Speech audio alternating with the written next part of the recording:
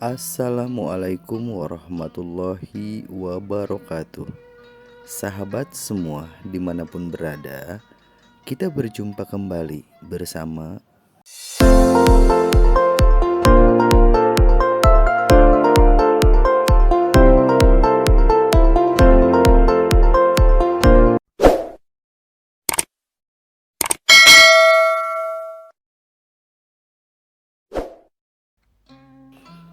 sahabat semua.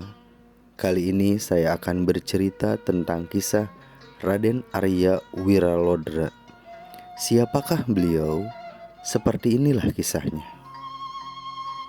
Raden Bagus Arya Wiralodra merupakan anak ketiga dari seorang tumenggung yang bernama Gagak Singalodra. Saudara-saudara Raden Bagus Arya Wiralodra yakni Raden Wangsanegara, Raden Ayu Wangsayuda, Raden Tanujaya, Raden Tanujiwa. Raden Bagus Arya Wiralodra dikenal memiliki jiwa yang besar dan memiliki cita-cita luhur. Beliau berkeinginan untuk membangun sebuah negara yang dapat diwariskan kepada anak cucunya. Ia pun melatih diri dengan ilmu kanuragan, tirakat, dan ilmu-ilmu lainnya untuk memenuhi cita-citanya tersebut. Konon, saat Raden Bagus Arya Wiralodra tengah menjalani tapa brata dan bersemedi di perbukitan Malaya di kaki Gunung Sumbing, ia mendapat wangsit atau wahyu untuk membuka hutan di sebelah barat Sungai Cimanuk.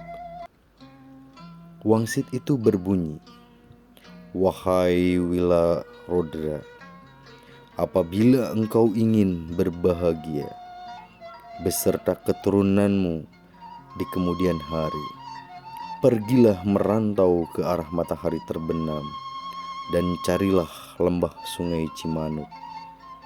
Jika sudah sampai di sekitar Sungai Cimanuk, berhentilah dan menebang pepohonan untuk mendirikan sebuah pedukuhan dan menetap di sana. Kelak, tempat ini akan menjadi daerah yang subur dan makmur hingga 7 turunan di sana." Begitulah mendapatkan wangsit tersebut, Raden Bagus Arya Wiralodra pun pulang ke rumah dan meminta restu kepada Gagak Singalodra untuk mencari lembah yang dimaksud dalam wangsit. Kemudian dia pun pergi bersama abdi setianya yang bernama Kitinggil. Perjalanan Raden Bagus Arya Wiralodra menemukan Sungai Cimanuk tidaklah mudah. Di tengah perjalanan dia kerap menemui berbagai rintangan. Hal tersebut sudah berjalan selama 3 tahun lamanya. Raden Bagus Arya Wiralodra pun belum berhasil menemukan lokasi Sungai Cimanuk berada. Namun dia tak pantang menyerah. Raden Bagus Arya Wiralodra terus berjalan menelusuri hutan mengarah menuju arah matahari terbenam, hingga akhirnya dia menemukan sebuah sungai yang amat besar. Raden Bagus Arya Wiralodra sangat senang setelah menemukan sungai yang besar. Dia dan Kitinggil bermalam di sana pada saat itu. Kemudian pada pagi buta, Raden Bagus Arya Wiralodra terbangun dan menemui seorang kakek-kakek bernama Ki Buyut Sidum dari Pajajaran. Ki Buyut Sidum memberitahukan bahwa sungai besar itu bukanlah Sungai Cimanuk yang selama ini dicari Raden Bagus Arya Wiralodra. Akan tetapi sungai itu adalah Sungai Citarum. Karena itu Ki Buyut Sidum menyuruh Raden Bagus Arya Wiralodra untuk menyeberangi sungai itu dan kembali ke timur. Tak hanya itu, Raden Bagus Arya Wiralodra juga diberi petunjuk untuk mencari seekor kijang yang memiliki kidung dan tanduk emas dengan mata menyerupai intan berlian. Lalu ikuti kijang tersebut, pesan Ki Buyut Sidum. Tak perlu waktu lama, Raden Bagus Arya Wiralodra pun mengikuti petunjuk dari Ki Buyut Sidum tersebut. Hingga akhirnya dia bertemu dengan seorang wanita bernama Dewi Larawana di tengah hutan yang lebat. Pertemuan tersebut membuat Dewi Larawana memaksa Raden Bagus Arya Wiralodra untuk mempersuntingnya.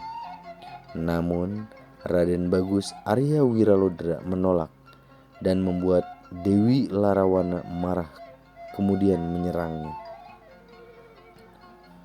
Menghadapi Dewi Larawana, Raden Bagus Arya Wiralodra mengeluarkan senjatanya, yaitu Cakra Udaksana Kiai Tambu.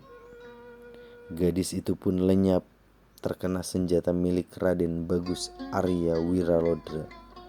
Bersamaan dengan itu, muncullah seekor kijang yang dimaksud oleh Ki Buyut Sidum. Wiralodra pun segera mengejar kijang itu yang berlari ke arah timur. Tapi tiba-tiba kijang itu lenyap di dekat sebuah sungai besar. Karena kelelahan, Raden Bagus Arya Wiralodra tertidur. Dalam tidurnya dia bermimpi bertemu Ki Buyut Sidum. Dia pun menyampaikan bahwa inilah Sungai Cimanuk yang dimaksud oleh Ki Buyut Sidum.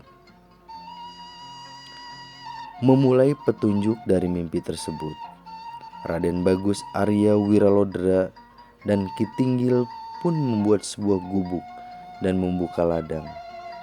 Mereka pun menetap di sebelah barat ujung Sungai Cimanuk. Gubuk tersebut kemudian berkembang menjadi sebuah pedukuhan dan banyak didatangi orang-orang.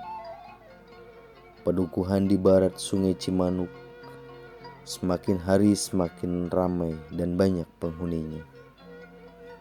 Dan di antara penghuni ada seorang wanita cantik yang bernama Nyi Endang Dharma. Dan bersama Nyi Endang Dharma, Raden Bagus Arya Wiralodra mulai mengembangkan pedukuhan tersebut. Kemudian terjadi insiden dengan kedatangan Pangeran Guru dari Palembang. Dia datang bersama 24 muridnya untuk menantang Nyi Endang Dharma. Akhirnya perang dahsyat pun terjadi dan tak terelakkan antara Nyi Endang Dharma dengan Pangeran Guru.